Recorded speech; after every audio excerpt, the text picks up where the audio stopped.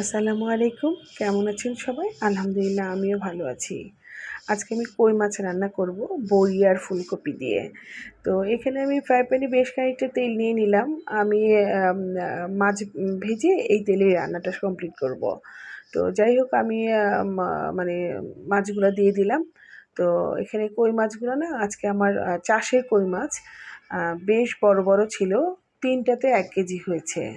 হ্যাঁ, আমি সাধারণত কই মাছ মানে বড় দেখেই কিনি। আমি কই মাছটা মানে মাঝখান দিয়ে কাটি না। কিন্তু আজকে আমাকে বাধ্য হয়েই কাটতে হয়েছে।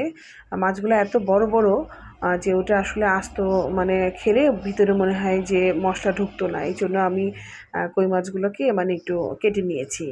তো যাই হোক আমার মানে আমি এপিঠ ওপিঠ করে মানে একটু মাছটা ভেজে নিলাম। আমি কখনোই মাছ কড়া ভাজা দিই না। খুব হালকা এপিঠ ওপিঠ করেই ভাজা দিই।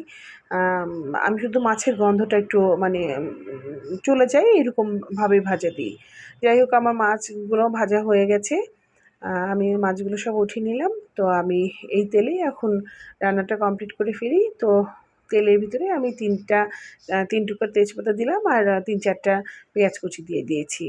দিয়ে একটু ভালো করে নাড়াচাড়া করে এর ভিতরে আমি মশলাগুলো এখন দিয়ে দেবো। তো এখানে আমি আজকে খুব হালকা মশলাই রান্না করব। তো এখানে আমি আদা, জিরা, পেঁয়াজ, রসুন সবই ১ চামচ করে নিয়েছি। ১ চামচ লবণ দিয়ে দিলাম। দিয়ে আমি ভালো করে মশলাগুলো একটু কষিয়ে নেব হালকা একটু পানি দিয়ে। কারণ মশলাগুলো এত ছিটাছিটি করছে, একটু হালকা একটু পানি দিয়ে দিচ্ছি। তো দিয়ে আমি এর ভিতরে একটু ১.৫ চা চামচের মতো হলুদের গুঁড়া আর ১/২ চা চামচ ধনিয়া গুঁড়া, হ্যাঁ? এগুলা দিয়ে আমি মানে মশলাটাকে ২-৩ মিনিট মানে খুব ভালো করে একটু কষিয়ে নিচ্ছি। তো মশলাটা কষানো হয়ে গেলে আমি এর ভিতরে মানে দিয়ে দেবো ওই যে ফুলকপি আর বড়িটা। আর বড়ির তরকারিতে না সবসময় একটু হালকা একটু মশলাটাই ভালো লাগে।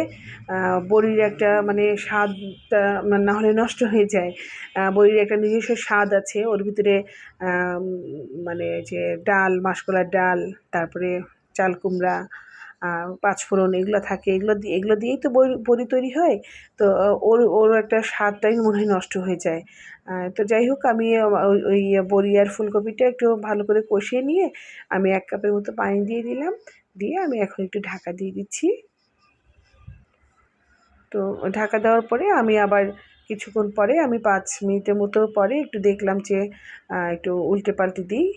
তো ফুলকপির ফুলগুলো না সিদ্ধ হয়ে গেছে কিন্তু ডাঁটগুলো আ এখনও শক্ত আছে। তো আবার একটু ঢাকা দিয়ে দিলাম।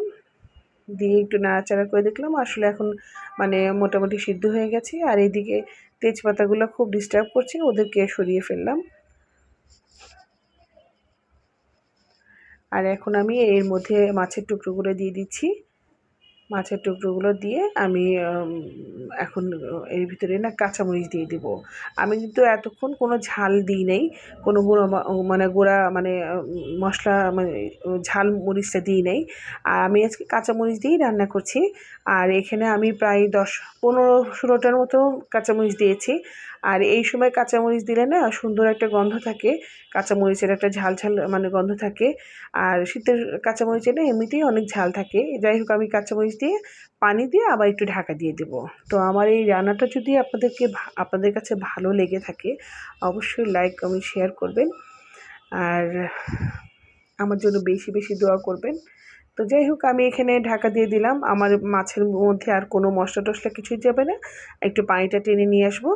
আর একটু ঝোলঝুলি করব। কারণ বড়ির তরকারিতে না মানে একটু ঝুলি রাখতে হয়। বড়িটার ভিতরে মানে ঝ ঝোলগুলো টেনে যায়। তো যাই হোক আমার রান্নাটা অলমোস্ট রেডি হয়ে গেছে। আল্লাহ